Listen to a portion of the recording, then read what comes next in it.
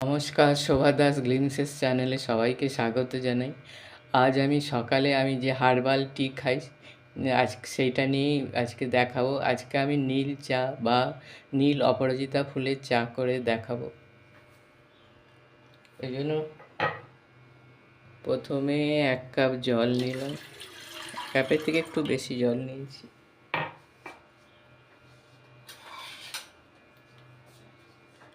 ওর মধ্যে একটু আদাকে থেঁতো করে রেখেছিলাম দিয়ে দিলাম, একটু তুলসী পাতা দিলাম। এই যে নীল অপরাজিতা বা নীলকণ্ঠ 5টা 6টা ফুল নেবেন 1 কাপের জন্য।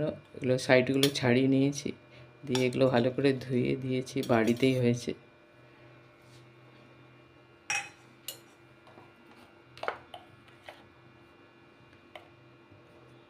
একটু গোলমরিচ দিয়ে দিলাম,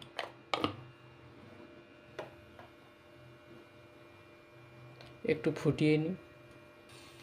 আমি প্রায় সকালে গ্রিন টি খাই, তার সাথে তুলসী পাতা, আদা, কোনো দিন নীলকণ্ঠ বা নীল অপরাজিতা, কোন দিন জবা, এসব দিয়ে খাই। এইসব ফুলগুলোর খুব উপকারিতা আছে। এই যে নীল অপরাজিতা ফুলের উপকার কী জানেন? এটি অ্যান্টিঅক্সিডেন্ট পূর্ণ। অ্যান্টিঅক্সিডেন্টের কাজই হলো আমাদের শরীরে যে ফ্রি র্যাডিক্যালস বা বর্জ্য পদার্থ জমা হয়, যেগুলো আমরা আনহেলদি খাওয়া দাওয়া খাই, এগুলো যত শরীরে থাকবে এই টক্সিনগুলো ততই নানা রকম রোগ হবে শরীরে, সেগুলো হতে পারে না। তাছাড়া এটা রোগ প্রতিরোধ ক্ষমতা বাড়ায়।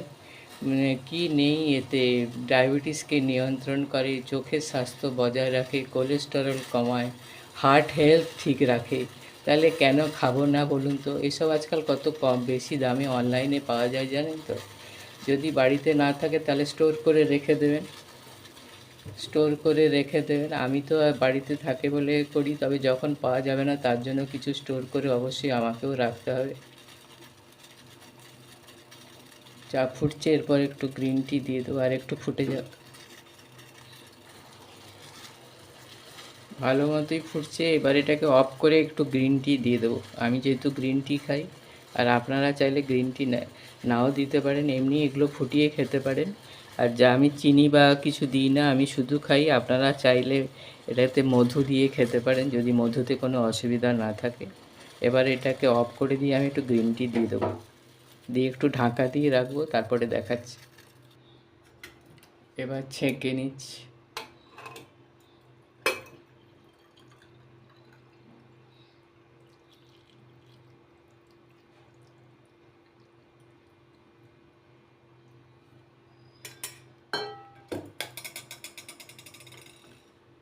হয়ে গেল আমার নীল চা। এতে আপনি চাইলে একটু লেবুও দিতে পারেন, তাহলে রঙটা কিন্তু বেগুনি হয়ে যাবে। ভালো থাকবেন, সুস্থ থাকবেন, সাবধানে থাকবেন। আমার চ্যানেলটি সাবস্ক্রাইব করে আমার পাশে থাকলে উপকৃত হব। নমস্কার।